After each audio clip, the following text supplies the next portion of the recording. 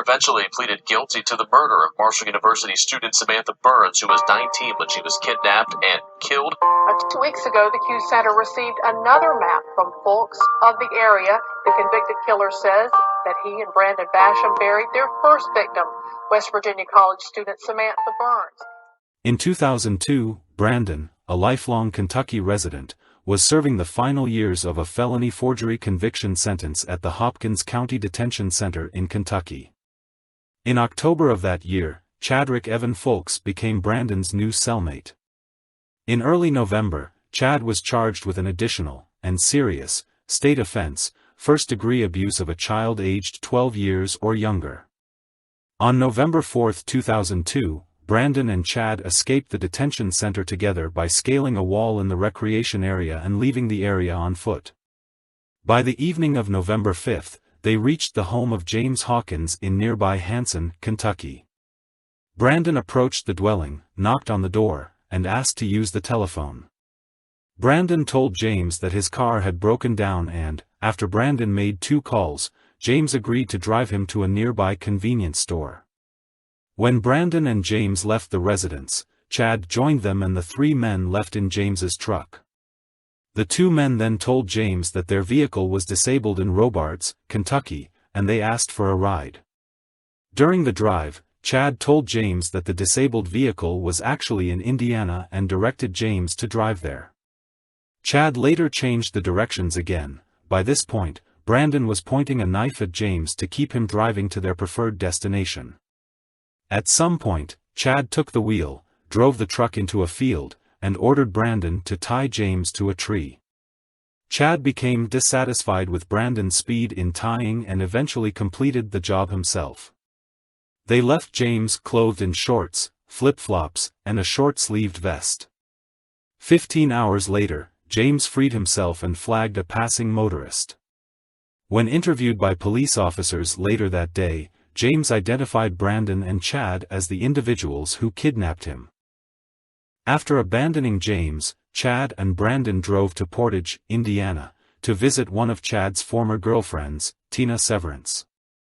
They abandoned James's vehicle at a hotel and walked to a trailer shared by Tina and her friend Andrea Roddy. The 4 then drove to a hotel in northern Indiana and stayed there for the next few days. At some point, Brandon and Andrea began a consensual sexual relationship. During their time in Indiana, Chad asked Tina if she knew anyone from whom he could obtain firearms. Severance informed Chad that a friend of hers, Robert Talsma, kept several firearms at his home. Tina and Andrea thereafter agreed to lure Robert out of his house by offering to buy him breakfast. While Robert was at breakfast with the women, Brandon and Chad entered Robert's home and stole 4 firearms, a ring, and several blank checks. They then reunited with Tina and Andrea, and the 4 traveled in Tina's van to Sturgis, Michigan. That night, November 8, Brandon and Andrea stayed at a hotel in Sturgis while Chad and Tina drove to Goshen, Indiana, to smoke marijuana and methamphetamines with Chad's brother, Ronnie Folks. That evening, 2 police officers began knocking on doors at the hotel where Brandon and Andrea were staying in Sturgis. Brandon opened his room door, saw the officers, closed the door, and cocked a .22 caliber revolver that he had stolen from Robert. The officers ended up leaving before reaching Brandon's door. Brandon told Andrea, however, "I was about to shoot me a motherfucker cop right. I was going to blow the fucking cop away." The next morning, November 9, Brandon and Andrea drove to a local Kmart to purchase sundries. Brandon met a group of teenagers in the parking lot, and he reported to Andrea that they had some money and he wanted to kill them for it. After purchasing sundries with some of Robert's stolen checks, Brandon invited the teenagers back to the hotel room. Tina and Chad arrived back at the hotel shortly thereafter, and the teenagers left. The 4 of them then drove Tina's van to the home of Chad's brother, Ronnie Folks, in Goshen, Indiana. On November 10, 2002, the group of 4 drove to Piketon, Ohio, in Tina's van. Brandon again used Robert's checks to buy sundries, which Andrea later returned for cash. Brandon and Chad also bought 2 sets of camouflage clothing, and Chad stole a purse and cell phone from a Walmart parking lot. On November 11, they drove to Canova, West Virginia, near Huntington, and rented a hotel room. Chad and Brandon, wearing their sets of camouflage clothing, left the hotel room by themselves and did not return until the morning hours of November 12. Samantha Burns, a 19-year-old Marshall University student, worked at the J.C. Penney store in the Huntington Mall. In addition, Samantha also participated in a school fundraiser by selling candy boxes, which she kept in her car.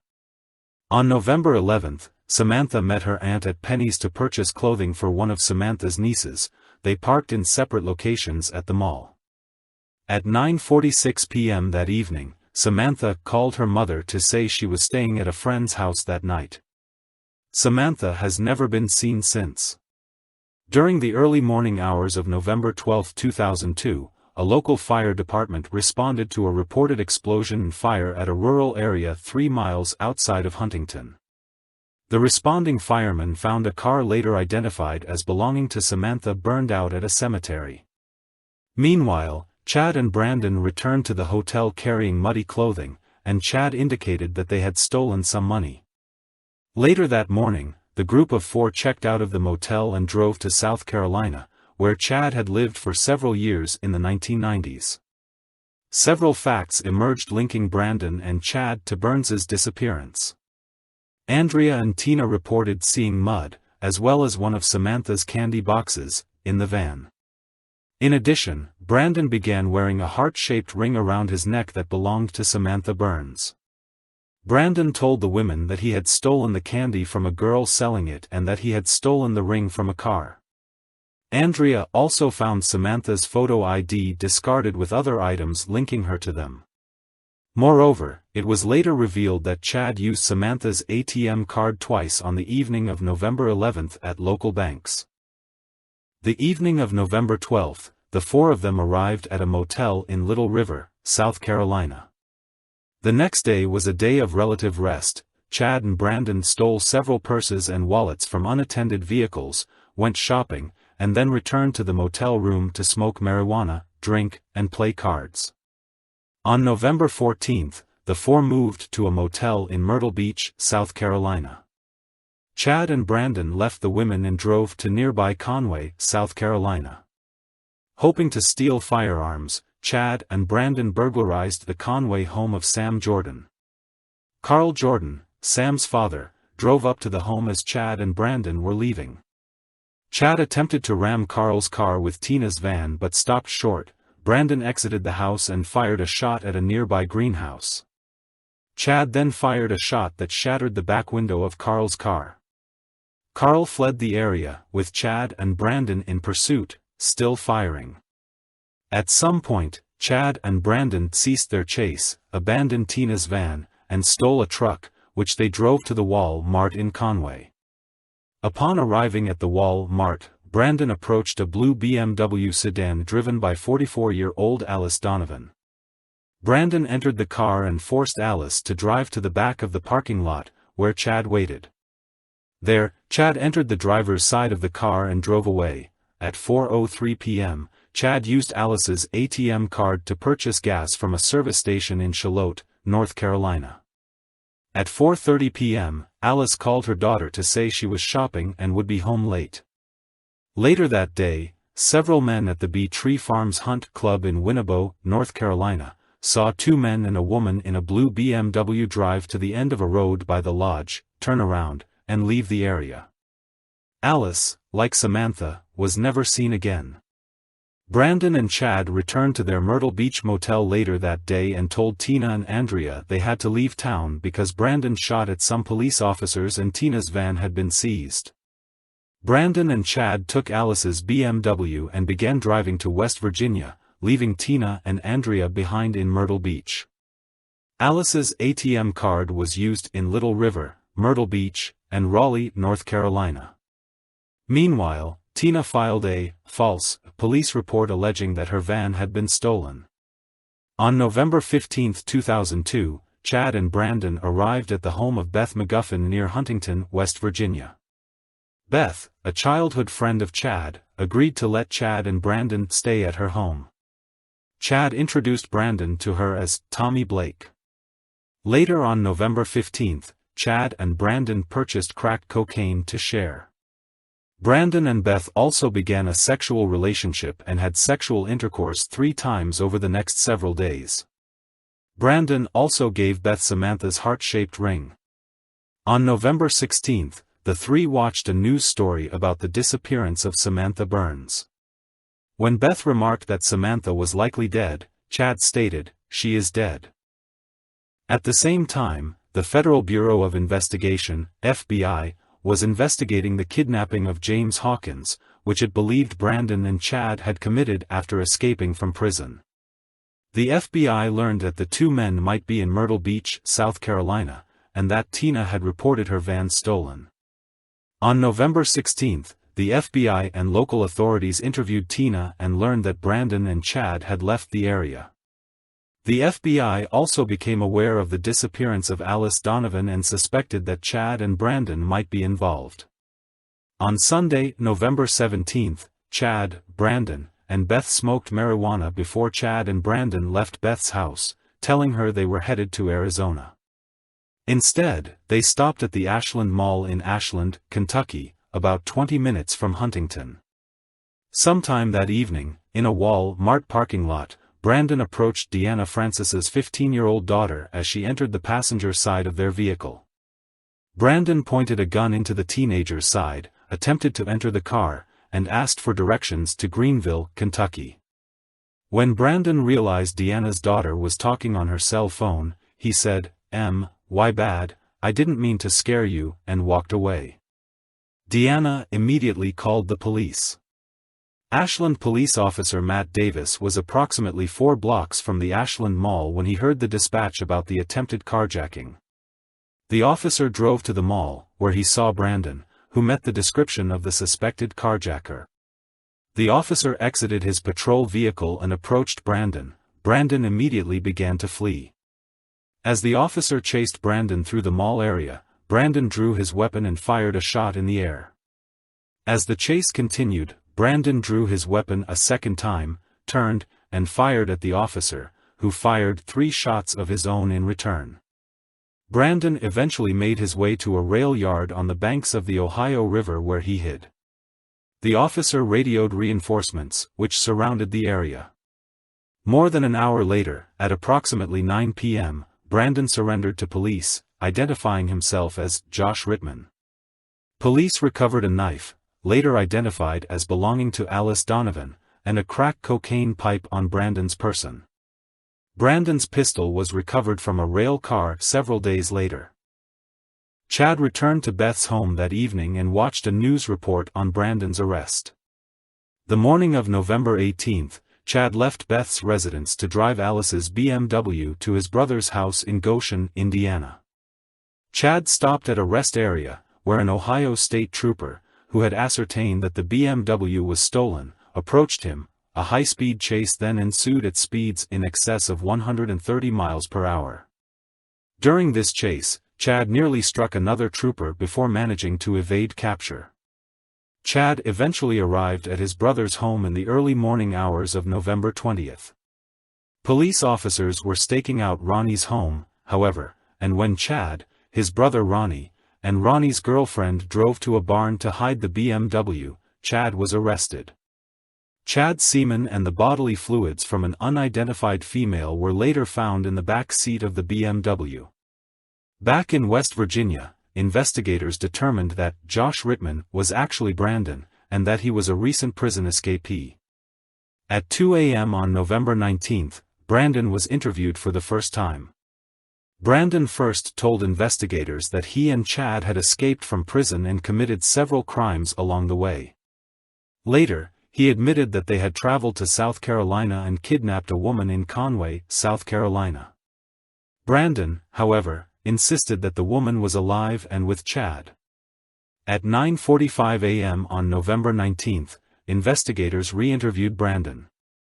Brandon told investigators that he and Chad kidnapped a man after escaping from prison, and carried firearms when kidnapping Alice. He further told investigators that they used her credit cards to obtain cash, that they had driven Alice to Ashland, Kentucky, and that Chad was waiting for him when he was caught. This time, Brandon said he thought Alice was dead because she was not with Brandon and Chad at the Ashland Mall. During this interview, Brandon also told investigators that Chad got a girl in West Virginia as well. On November 20th, FBI agents interviewed Brandon for 7 hours. On this occasion, Brandon told investigators that after they kidnapped Alice, Chad dropped Brandon off at the hotel, drove Alice to a resort area, raped her, tied her up, and left her. Brandon also claimed that Chad was the one who actually carjacked Alice.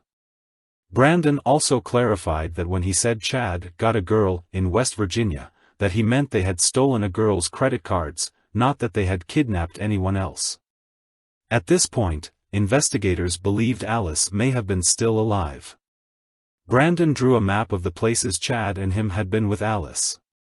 This map roughly corresponded with the Savannah Bluff area of Horry County, South Carolina. A 2-day search of the area, however, left investigators no closer to discovering Alice's fate. On November 25, Brandon, now represented by counsel, agreed to further aid investigators in finding Alice's body.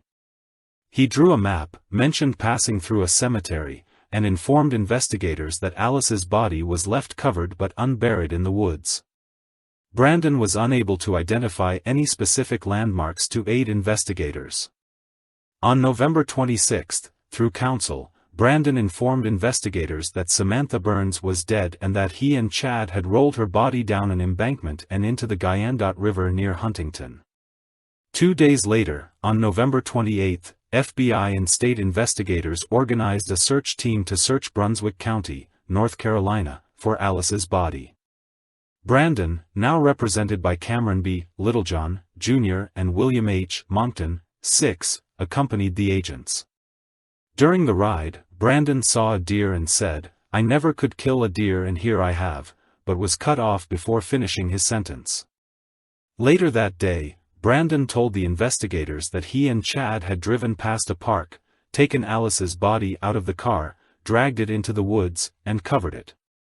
On 2 occasions, Brandon became emotional as he identified landmarks where he and Chad had taken Alice. Later, Brandon told the investigators he had thrown out a Liz Claiborne purse strap at the Bee Tree Farm Cemetery. When they arrived, the local sheriff asked, "Is this where it happened?" Brandon responded, "This is it." It is.